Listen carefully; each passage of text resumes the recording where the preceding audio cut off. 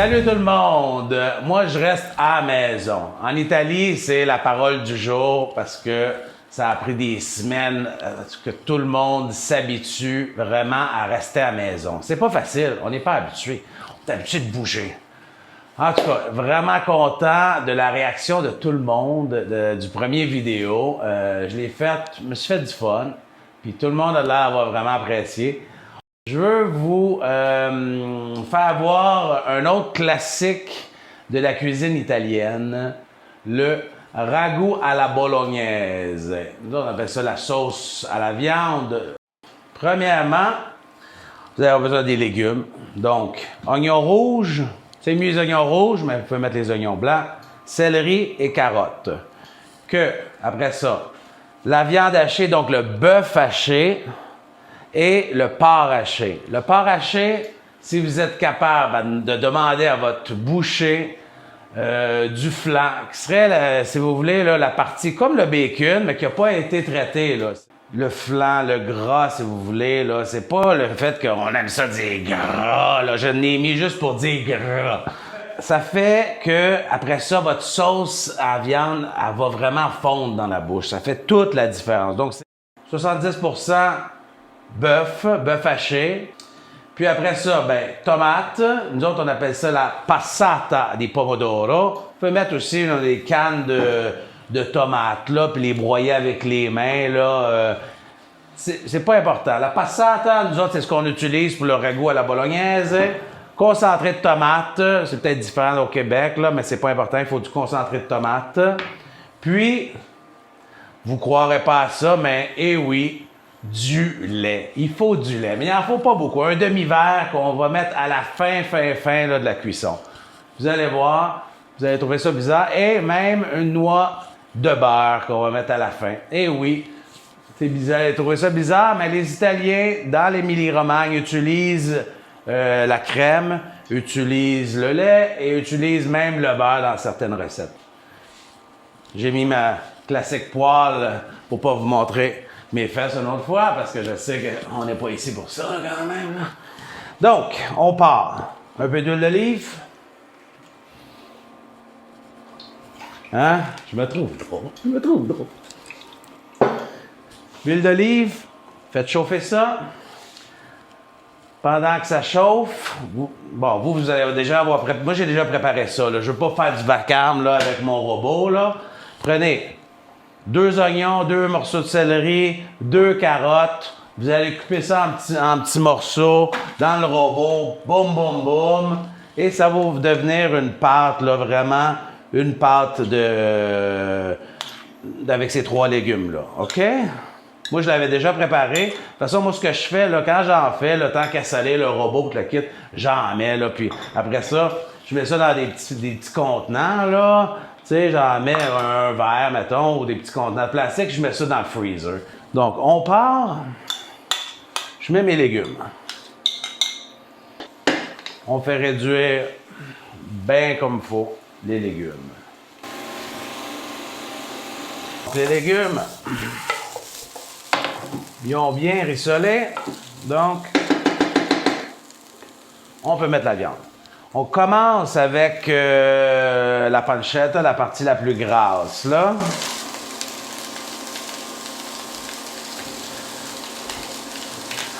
Là, j'ai été chercher ça. J'avais déjà la viande hachée, mais j'avais pas la pancetta hachée.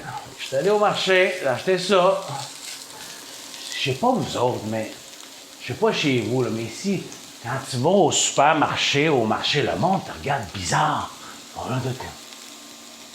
J'ai l'impression, j'ai-tu le virus collé dans le front? Je ne sais pas. Moi, fait qu'on s'habitue, là, je veux dire. On comprend que c'est pas facile pour personne. Bon. Là, la partie, comme je disais, plus grasse, faites revenir ça bien comme il faut, là. On ne veut pas que ça brunisse, là. Vous voulez juste que l'eau, disons, de la viande s'évapore. Et vous mettez votre viande hachée. Hein? Fait que là, le ragoût à la bolognaise, hein? Il a vraiment été inscrit dans un livre, tout ça. Là. Il y a eu une recette originale. Mais encore là, c'est la même affaire partout. Dans telle famille, ils vont faire ça de telle manière. Il y en a qui mettent juste du porc.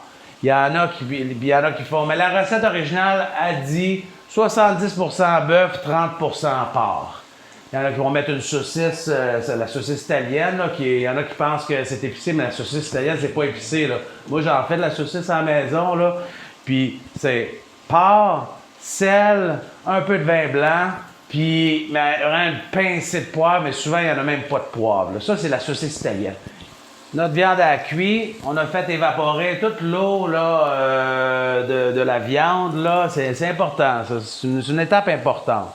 Après ça, on peut mettre le vin. Moi, j'ai toujours utilisé du vin rouge. Puis, une couple d'années, j'ai vu que la recette demandait le vin blanc. Moi, je préfère avec le vin blanc. Là, j'ai mis du vin rouge parce que j'avais ça dans mon frigo. Parce que je préfère pas trop tenir d'alcool à la maison de ce temps-ci, là, ça serait dangereux. Fait que je me tiens tranquille. Faites évaporer bien le vin. Quand vous voyez que... Faut pas qu'il y ait de motons non plus, là. Des motons. Ça fait longtemps que j'avais pas dit ça. Des motons.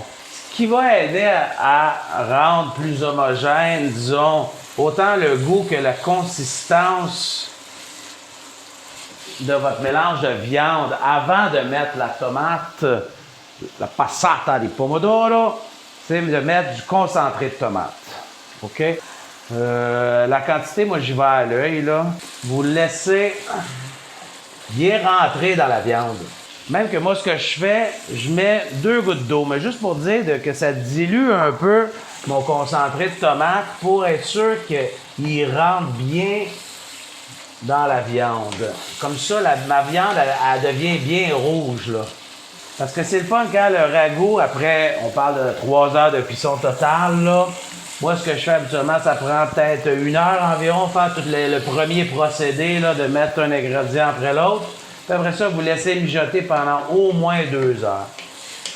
Maximum 3 heures, là. C'est inutile trop, là. Vous êtes prête à mettre la tomate. Je vous l'ai dit, j'imagine c'est assez évident. Ça s'appelle ragoût à la bolognaise parce que c'est une recette de Bologne. En Émilie-Romagne, la région de la ville de Bologne, ils ont beaucoup de grands classiques italiens que nous, on connaît, comme la lasagne, justement, lasagne à la bolognaise, les raviolis, toutes les pâtes farcies. C'est des classiques vraiment de l'Émilie-Romagne, de Bologne, mais aussi de d'autres villes là, de l'Émilie-Romagne. J'ai mis ma tomate. Ça a bien rentré dans la viande. Là, je peux ajouter de l'eau. De 1, pour rincer ma bouteille. De 2, parce que vous devez mettre de l'eau. Et vous laissez cuire tranquillement pendant 2 heures. Vous pouvez déjà mettre une pincée de sel, là. Mais mettez pas tout le sel au début, juste un peu pour être sûr. C'est mieux de pas en mettre trop parce que tu es toujours à temps pour en rajouter. Après ça, à la fin, on va ajuster avec un peu de lait, un peu plus de sel s'il en manque et du poivre fraîchement moulu. Ça fait une couple d'heures que ça réduit ici. C'est presque prêt, notre ragoût à la bolognaise. Donc, on est rendu, disons, à l'étape finale. Vers la fin, quand il reste juste une quinzaine de minutes là, de cuisson, disons, on met le lait. Donc, un demi-verre de lait, là. La recette originale et enregistrée dit qu'il faut du lait. C'est plus onctueux, disons, le goût à la fin, là. Puis, ça l'aide aussi à ce que les pâtes collent, la sauce colle aux pâtes. OK? Donc, on est rendu à notre eau bouille. Le sel, nous, habituellement, on met du gros sel, mais vous pouvez mettre du sel fin, il n'y a pas de problème. La quantité, je regardais, là, disons, comme je vous disais, moi, je vais à l'œil. Mais ce serait 10 grammes de sel par litre. OK? Et les pâtes à utiliser, nous, et à Bologne, utilise souvent les pâtes fraîches. Nous, on utilise ici à Florence, j'utilise beaucoup les pâtes secs, mais les pâtes aux œufs, les pappardelles. Donc, c'est comme des fettuccini, mais c'est plus large, c'est plus fin. Je ne sais pas si vous les voyez ici, là. Pappardelle, c'est pour ceux qui ne connaissent pas ça, là. C'est une pâte à base d'œufs, OK? Parce que les pâtes sèches que vous trouvez, celles qui sont plus blanches, là, ne sont pas à base d'œufs habituellement. Bien sûr que vous faites à la maison, si vous faites des pâtes, habituellement, vous allez mettre un œuf. Là, c'est un œuf par 100 grammes de farine, si je ne me trompe pas. OK? Donc, pappardelle. Si jamais vous voulez, vous utilisez les rigatoni. Rigatoni. Véro va me passer un paquet. De toute façon, vous savez, c'est quoi les rigatoni, là? C'est la même qu'on peut utiliser aussi pour la carbonara. Vous pouvez même utiliser les penne. Mais une chose que vous ne devez pas utiliser, c'est les spaghettis. Je ne sais pas pourquoi aux États-Unis, au Canada, depuis des années, on utilise les spaghettis. Mais pour la bolognaise, ça n'a pas rapport. Parce que ça colle pas aux spaghettis, là, je veux dire. C'est pour ça qu'il faut une pâte comme ça, large.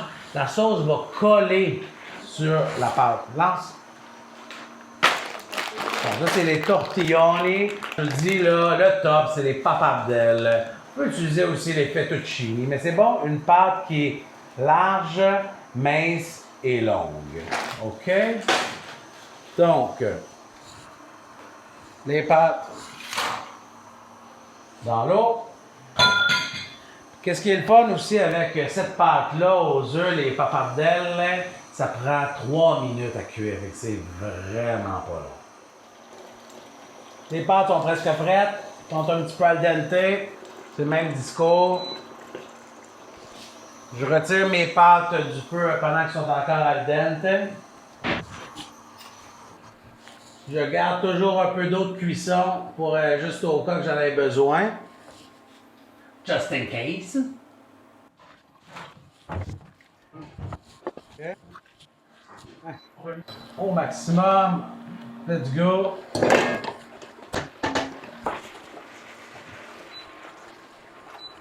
Votre sauce, elle est trop tirée, trop sec. Je vais rajouter un peu d'eau. Hein? Mais ça, c'est pas. On veut toujours que ça cuise une couple de minutes avec les pâtes. Pourquoi? Ben, c'est pas compliqué. La pâte prend le goût de la sauce, fait que c'est plus goûteux, là, tu sais. Bon, on est prête. Ce que j'aime faire, sinon, encore plus facile avec ça.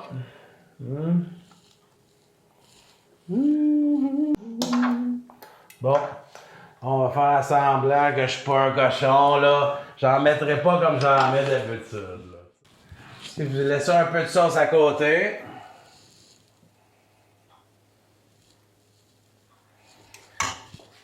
Et vous ajoutez de la sauce par-dessus. Et la dernière touche, bien sûr, le fromage. Hein? Ça, on le met après.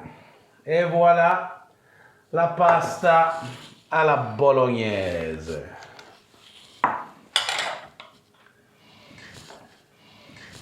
Ben gang, ça m'a fait vraiment plaisir de faire une autre vidéo avec vous. J'espère que vous avez appris quelque chose.